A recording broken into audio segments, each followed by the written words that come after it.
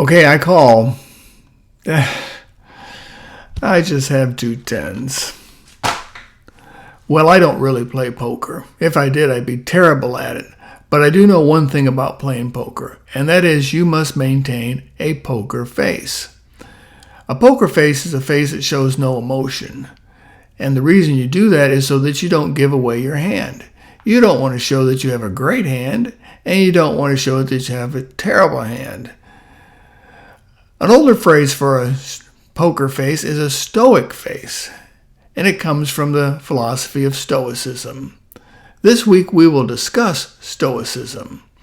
Stoics attempted to explain our struggles with life, to help us cope with fate. Let's look at the development of Stoicism. It all began with Socrates.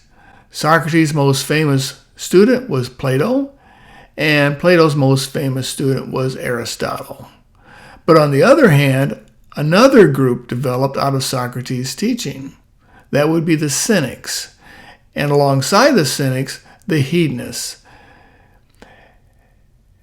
After the Cynics, the Stoics developed. And they actually were a group that were opposed to Cynicism and Hedonism. Cynicism grew out of Socrates' teaching. Antisthenes was the founder of Cynicism. He admired Socrates enough that he walked 5 miles every day to hear Socrates, both ways uphill in the snow. Well, actually, he did walk 5 miles, but not uphill in the snow. He was impressed with Socrates' denunciation of sophist values of power, celebrity, and prestige, and he concluded that civilization is corrupt. He founded a school called the Cynicism, which is translated the silver dog. Cyno from the Greek word kuno for dog, and sargus for the Greek word for silver. So called because the students lived a dog-like lifestyle. They were frugal and scrounged off the land.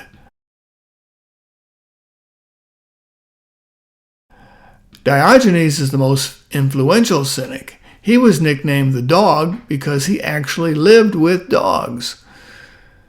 Cynics believed that civilization was hopelessly corrupt, and this was proved by the sophists who manipulated people for their own gain. So he withdrew from civilization, rejected all expressions of civilization, including government, marriage, and property, and contact with conventional society. He taught that material things are slavery. In fact, the less you have, the less you can lose. Luxury brings complications, frustrations, and fear. Obviously, the Cynics became loners. They relied only on themselves. They rejected contact with conventional society, were hostile, hateful, and arrogant towards society as a whole and people individually. Alongside of Cynicism, another philosophy developed, hedonism, that is the Epicurean type of hedonism. Epicurus is the founder of Epicurean hedonism. His father was a poor Athenian colonist in Samos, and his family moved to Athens when Epicurus was 18 years old. 2 years later, the colonists were expelled, and his family moved to Asia Minor. There he founded a school, first at Mytilene and finally at Athens in 307. His school was financed mostly through donations. Very few writings remain, some letters, some fragments, and a statement of principal doctrines. Epicurus believed that pleasure is the beginning and end of the blessed life. The absence of pain, not the presence of pleasure, is the wise man's goal. Indeed, the greatest good of all is prudence.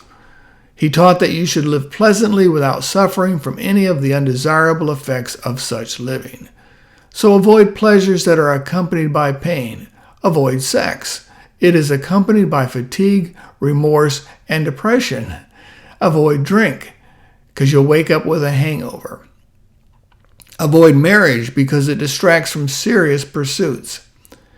And enjoy quiet pleasures rather than violent joys. Be neither hungry nor stuffed. Live without fear, for justice is to act in the way that does not cause others to hate you. Do not fear death. It dissolves the soul and causes sensation to cease. Do not fear the gods. They are uninvolved in human lives.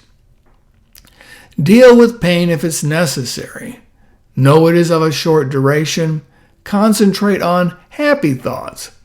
Epicurus claimed a man could be happy on the rack. The legacy of Epicurus was that he lived his beliefs. He never married. He ate bread and water only, unless he was feasting, in which case he broke out the cheese. His philosophy was ultimately rejected. Epicureans are now gourmets, and hedonism is unrestrained living. The modern hedonists follow the original hedonist, Aristippus.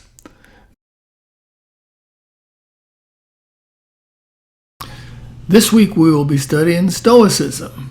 Here's to a good week in philosophy.